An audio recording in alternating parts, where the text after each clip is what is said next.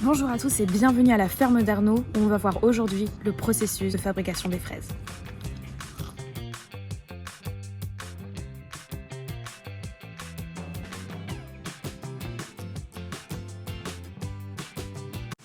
Bonjour, bienvenue à la ferme d'Arnaud. Je suis producteur d'une multitude de légumes et dont notamment la fraise.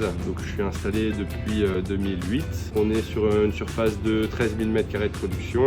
On récolte environ 100 tonnes de fraises à l'année. On a deux typologies de fraisiers. On a des fraises de saison, donc on va récolter pendant un mois. Et ensuite on a de la fraise remontante.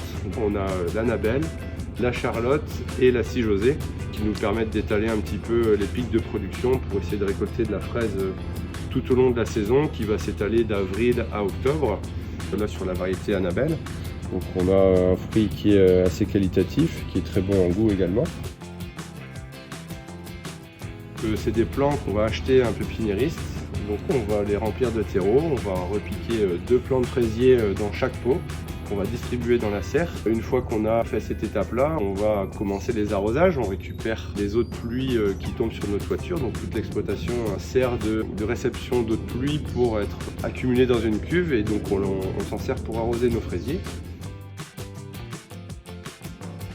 Le suivi, ça va être observer tout ce qui va être insectes nuisibles et autres. Nous, on va utiliser deux choses. Des panneaux bleus, un piégeage qui va nous permettre d'observer les premiers arrivées de trips notamment. Ce que l'on fait, c'est qu'on va aussi lâcher des auxiliaires de culture, ici des acariens, Ambiceus cucumeris, qui vont venir manger les œufs de trips qui vont être pondus souvent dans les fleurs des fraisiers. On a aussi d'autres insectes comme les acariens tétraniques sur lesquels on va lutter avec le Phytocellus persimilis, donc un autre acarien qui va manger lui également les œufs et les jeunes larves d'acariens tétraniques.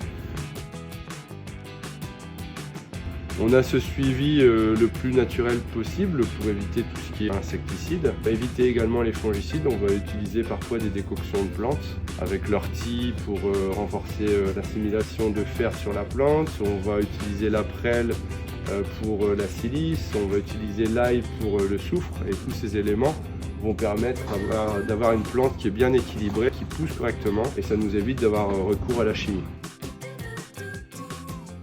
Une fois que cette culture est arrivée au moment de la cueillette, on est 25 à 30 personnes à récolter et on récolte tous les matins de 5h30, 6h jusqu'à midi pour que nos livreurs puissent livrer les magasins dans la matinée ou tout début d'après-midi pour que vos fraises soient en rayon le plus tôt possible.